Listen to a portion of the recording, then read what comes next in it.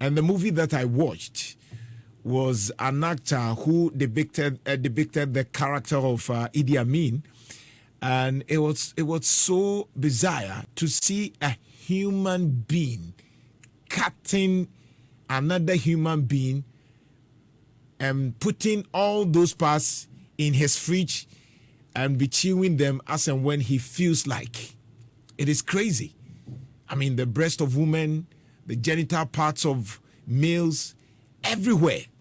Idi Amin, enjoyed eating human beings. Abesim is not, exclusive, but elsewhere, we've realized cases of homicide, people killing people. In Ghana, we would say it was alien. I mean, we hear of stories of armed robbery, stealing, and other acts, but to murder, it's strange. So tonight I want to look at why the case of murder is increasing in this country. Why will people decide to kill? I mean, I want to know why. Some are shooting, some are stabbing, some are doing all means. In fact, it's becoming nasty in marriages.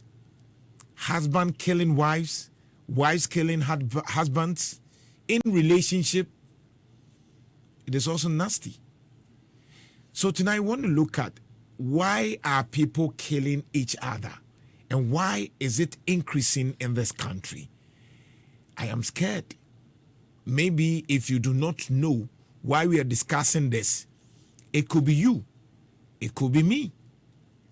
And sometimes you may be innocent, but you'll be killed. In our media space, there have been a lot of threats. And sometimes if you're a journalist, you become scared. And it is true because some of your colleagues have been killed. And as we speak, nothing has happened.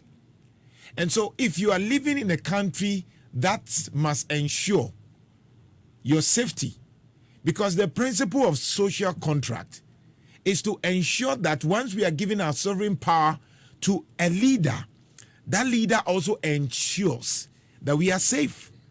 But yes, the leader can put all the security measures, but the things that happen behind the scenes, where we don't have the CCTV cameras, in our homes, in our rooms, how will the president or the leader or the government solve those issues? Tonight, let's look at the rampant cases of murders in this country. My name is Nana Jantuah. Thank you very much for joining us. It's 20 minutes after 7.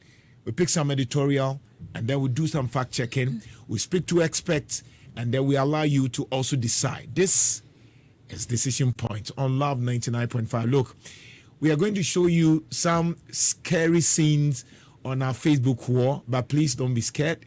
Man up and watch so we can learn something tonight. At the end of the day, we want to look at even the psychological effect and want to understand the thinking of the evil people.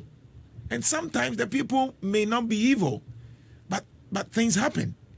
And like I'm saying, somebody can be normal, but things will happen and the person will do certain things and you ask, are you sure this is the person that did that? Anyway, Irene, good evening. Good evening, Nana. And how are you doing? I'm blessed. We are here. We're talking about murders. No, it's sad. It's sad.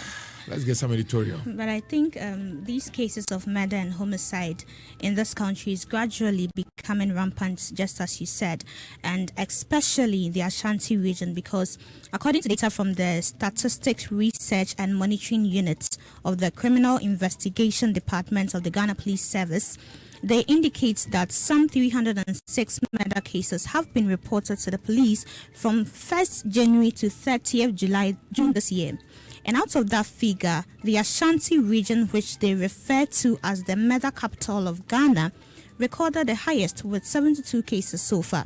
So now on the issue of these methods, I think some has attributed some of the causes to be people under the influence of drugs and alcohol, which cannot be ruled out. But Mr. Edgar Akono, who is a criminologist and a lecturer at the University of Cape Coast, has also stated that the activities of ritualists and money doublers can also be a cause, which is very true because of the issue that came up when the Kaswa teenage boys murder incident was exposed.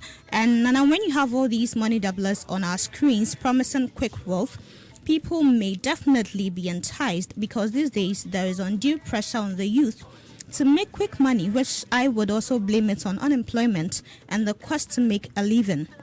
Now again, one thing I would also draw attention to, aside the fact that these suspects may be going through some mental health issues, is the patronage of human parts for organ transplants in the black markets. Because now, although we have some people who engage in these methods for spiritual benefits, let's not also rule out the fact that the black market for human body parts, it's high these days, because the United Nations Organ Trafficking Unit earlier this year cautioned people to beware of fake agencies promising to send them abroad.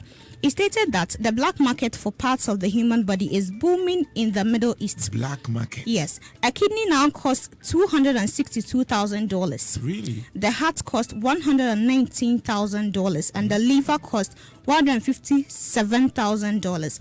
And I'm drawing attention to this because of the nature of the murder case in Abesim.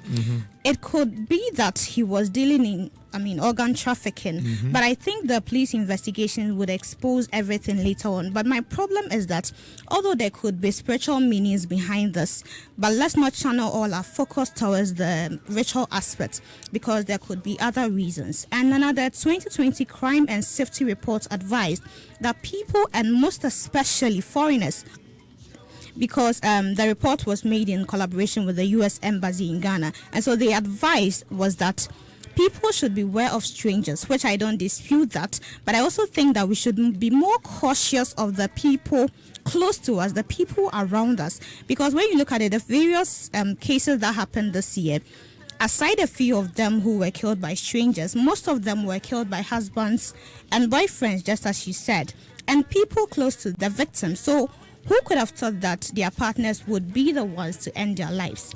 And also with the cases of children, I think parents should keep a close eye on their kids, and we should all do well to protect ourselves as well. But now moving forward, I'm not a criminologist or a security expert, but when the Kaswa incident occurred, there were lots of pressure on the stakeholders in the media space for content on our media to be checked. But I don't know to what level that was achieved, but I think there should be more efforts to be done in order to clamp down on some of the activities of these money doublers and ritualists on the media. Because if not, there may come a time where they would be accepted by Ghanaians.